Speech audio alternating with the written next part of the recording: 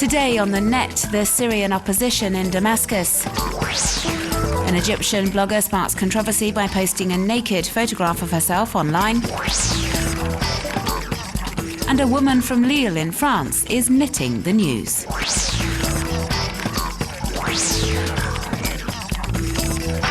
According to Syrian cyber activists, this video was filmed on the 6th of November at an anti-Syrian government demonstration in Khabun on the outskirts of Damascus. The rally was dispersed by security forces who opened fire on protesters. There's a strong presence of security forces across the streets of the city, and this footage illustrates just how difficult it has become for Syrian opponents to stage protests. In light of the ongoing repression, activists in the Syrian capital have been turning to alternative means of voicing opposition to the Bashar al-Assad regime, like painting graffiti in the middle of the night or writing slogans on balloons before releasing them into the sky. As we can see in this amateur video footage, the public fountain in the Midan neighborhood appeared to turn red last month after activists poured coloring into the water as a reminder that many activists have paid with their blood for defying the Syrian president. In September, a group of protesters wrote slogans on table tennis balls, which were then released into the streets of the Al-Muajirin district in North Damascus. Original ideas such as this are just as much about rallying people to the cause as they are about publicly defying the security forces.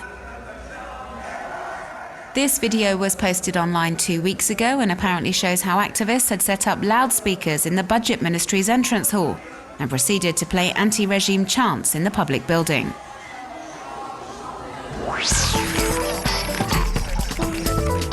Egyptian blogger Alia El-Mahdi decided to express her beliefs by posting a naked photograph of herself online, amongst other shots of men and women in the nude. The feminist and activist said she wanted to break taboos and defend her rights as a woman. The picture has sparked an avalanche of comments on social media platforms. Although many support her and hail her bravery, others are criticizing the message the picture conveys, saying it's inappropriate and provocative. Some fear it will radicalize Muslim public opinion and is harmful to the Egyptian revolutionary's reputation. But for Alia El-Mahdi, this photo is about continuing to fight against all forms of violence in Egyptian society.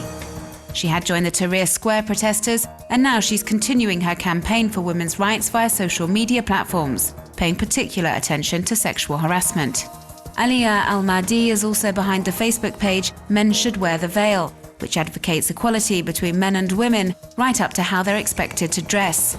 The page displays photos of men wearing the hijab and has drawn support from Egyptian and also Tunisian web users who are concerned over the recent election victory of the Islamist Ennahda party in Tunisia. It is again a highly controversial initiative, but it has succeeded in stimulating online debate.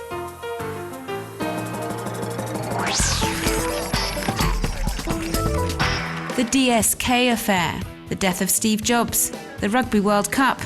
Anna has a bit of fun with current affairs by knitting the people making the headlines. Her blog is called The Daily Mai, in reference to British daily The Daily Mail, and has drawn thousands of web users over the past few months. Barack Obama, Nicolas Sarkozy, Lady Gaga, Pippa Middleton. The blogger from Lille in France has already knitted around 60 public figures. 2 men went on trial in London on Monday, charged with the murder of Stephen Lawrence, a black teenager who was stabbed to death by a gang of white youths in a London suburb in 1993.